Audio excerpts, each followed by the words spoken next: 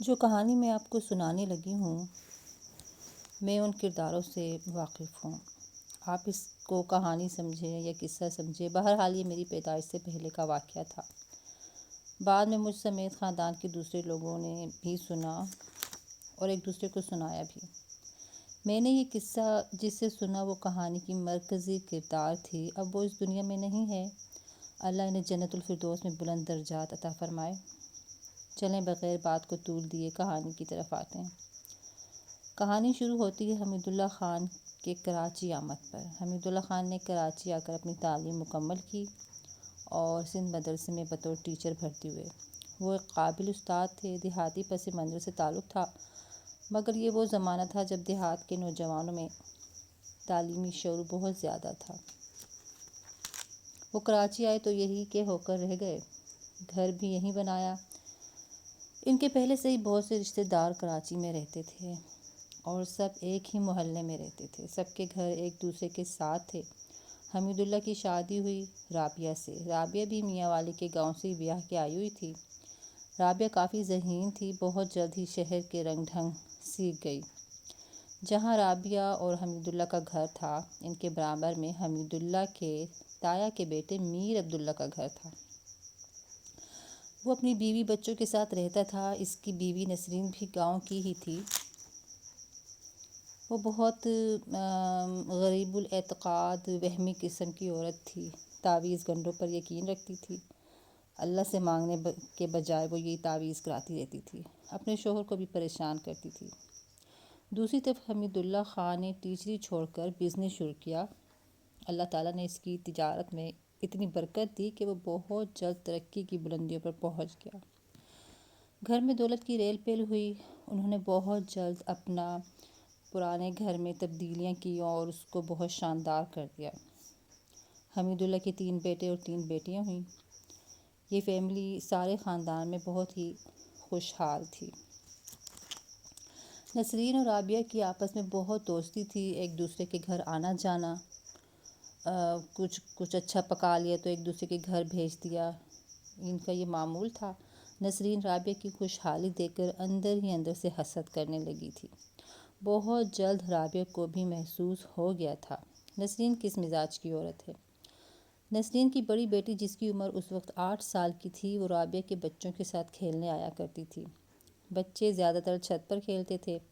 نسرین جب بھی کوئی نیا زیور، نیا کپڑا کچھ بھی لیتی تھی تو رابعہ اس کو دیکھتی تو جلد بھن جاتی تھی۔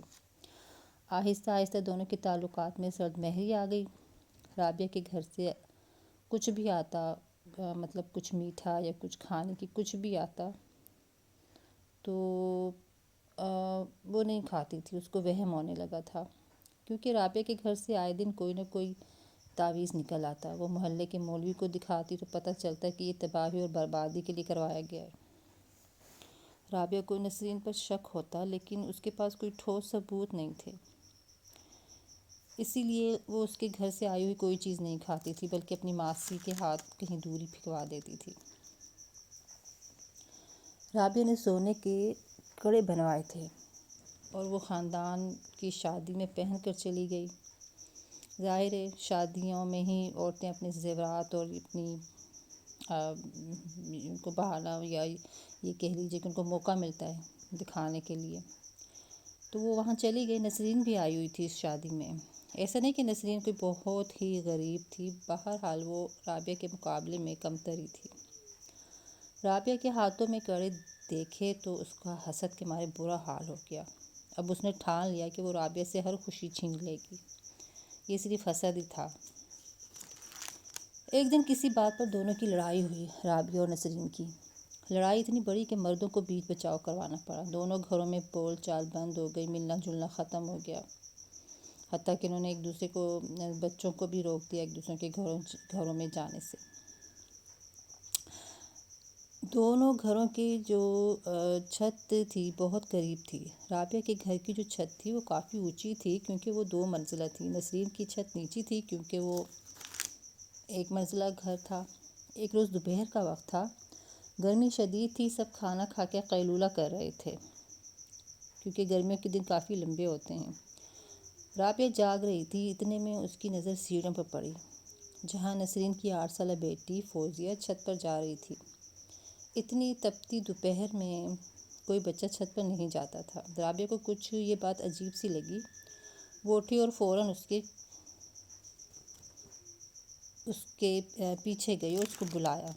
بچی کچھ ڈری ہوئی تھی، اس کے ہاتھ میں کچھ تھا۔ رابعہ نے غصے میں کہا کہ چھت پر کیا کرنے جا رہی ہو؟ تو وہ تھوڑی سی ڈر کر بولی کہ اماں نے کہا ہے یہ ان کی چھت پر پھینک آؤ۔ رابعہ نے اس کے ہاتھ سے کاغذ کی پڑیا لی اور کھول کر دیکھا تو وہ حیران رہ گئی کہ اس میں تو مٹی تھی۔ اب کاغذ کی پڑیا میں مٹی تھی۔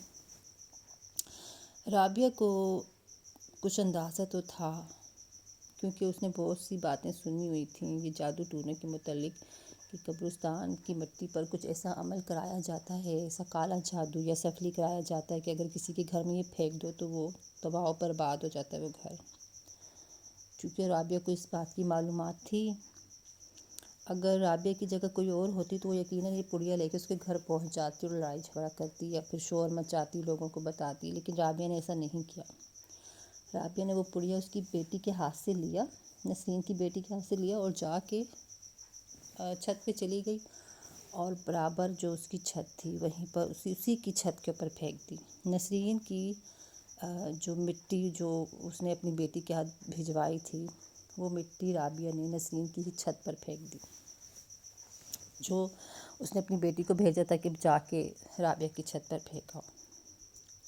بہرحال یہ واقعہ ہو گیا اور اس کا علم نسرین کو بھی ہو گیا تھا کہ یہ مٹی جو اس نے پھینکوانے کے لیے اپنی بیٹی کو دی تھی وہ الٹا اسی کے چھت پہ آ کے گر گئی۔ اس واقعے کے بعد نسرین کے گھر میں آئے دن کوئی نہ کوئی حادثہ رونما ہوتا تھا۔ کبھی اس کے شوہر کا ایکسیڈنٹ ہو جانا، کبھی اس کے بیٹے کا بیمار ہو جانا، آئے دن کوئی نہ کوئی دکھ تکلیف ان کو ستانے لگی تھی۔ بہرحال یہ تو اس واقعے کے بعد بھی نسرین کوئی باز نہیں آئی تھی، وہ پھر بھی کچھ نہ کچھ جادو ٹونے ان چکروں میں پڑی رہی ساری زندگی۔ اور اس بدبخت عورت نے یہ بھی کیا کہ اپنی بیٹی کو بھی اپنی انہی کاموں کے پیچھے لگا دیا۔ یہ تو چلو زندگی کا ایک پارٹ تھا جو گزر گیا، لیکن بعد میں یہ جو چیز تھی، اب اسے ہم وہم کہہ لیں یا نصیب کہہ لیں، یہ کیا ہے؟ کیا اس طرح کی جادو ٹونی چیزیں کسی کے نصیب کو بگاڑ سکتی ہیں؟ مجھے تو ان چیزوں پہ یقین نہیں ہے، لیکن آنکھوں دیکھا حال ہے کہ ساری زندگی یہ لوگ پریشان ہی رہے۔ کسی بھی بیٹی کا، کسی بھی بیٹے کا رشتہ جو خاندان میں نہیں ہوا، یہ سب غیروں میں ان کے رشتے ہوئے۔ اور جو یہ بچی تھی 8 سالہ بچی نسرین کی بیٹی، اس کی گاؤں میں شادی ہوئی، اس کی 2 بیٹیاں بھی ہوئیں، لیکن آئے دن اس کا بھی جھگڑا چڑھتا رہتا تھا شوہر سے۔ وہ آتا تھا منانے کے لیے اس کی ساس اور اس کا شوہر، لیکن یہ جاتی نہیں تھی۔ پھر ایک دن تنگ آ کر اس کے شوہر نے اس کو طلاق دے دی۔ دوسری جگہ اس کی شادی ہوئی، اس سے پہلے یہ اپنی بیٹیاں اپنے ساتھ لے آئی تھی، لیکن اس کے شوہر نے دھوکے سے بیٹیاں بھی اپنے پاس ہی رکھ لی تھیں، یعنی بیٹیوں سے بچیوں سے بھی یہ محروم ہو گئی۔ پھر اس نے دوسری شادی کی، دوسری شادی جہاں کی وہ شوہر بھی کچھ اچھا نہیں تھا، وہاں سے بھی اسے کافی تکلیفیں ملیں، ایک بیٹی اور بیٹا اس کا پیدا ہوا۔ اور پھر وہاں سے یہ ہوا کہ اس کا شوہر کچھ چند سال بعد ہی اس کا انتقال ہو گیا، کیونکہ اس کی عادتیں اچھی نہیں تھیں، وہ یہی کوئی ڈرنک وغیرہ کرتا تھا۔ اس طرح وہ بھی مر گیا اور یہ بیوہ ہو گئی۔ اس بیچاری کے ساتھ کافی زیادتیاں ہوئیں۔ یہ پھر اپنے ماں باپ کے گھر آ گئی، اس کو ایک فلیٹ ملا تھا اپنے شوہر کی طرف سے، اس دوسرے شوہر کی طرف سے، جس کا تھوڑا بہت کرایہ اس کو ملتا تھا اور یہ اپنا گزارا کرتی تھی۔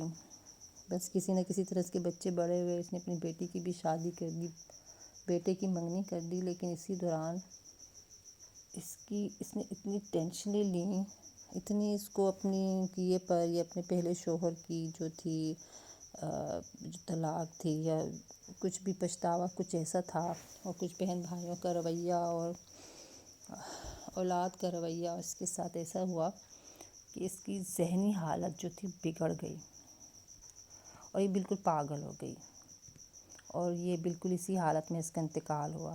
اتنی عمر بھی اس کی نہیں تھی، تقریباً کوئی 40-45 سال کی تھی جب اس کا انتقال ہوا۔ تو میں اپنے سننے والوں سے یہ پوچھنا چاہتی ہوں کہ کیا واقعی یہ چیزیں انسان کے نصیبوں کو اتنا بگاڑ سکتی ہیں، یا یہ صرف ہمارے اپنے اعمالوں کی سزا ہوتی ہے جو ہمیں ملتی ہے؟ تو برائے مہربانی مجھے اس سوال کا جواب ضرور دیجیے گا کہ کبھی آپ کے آس پاس کوئی ایسا واقعہ ہوا ہے؟ کیا ایسے لوگوں کو آپ نے دیکھا ہے جنہوں نے کسی پہ کالا جادو کیا ہو اور اس کالے جادو کی وجہ سے ان کی زندگی متاثر ہوئی ہو؟ بہرحال یہ ہے تو برحق، لیکن ہمیں اتنا زیادہ اس پہ بلیو نہیں کرنا چاہیے کہ ہم اتنے وہمی ہو جائیں۔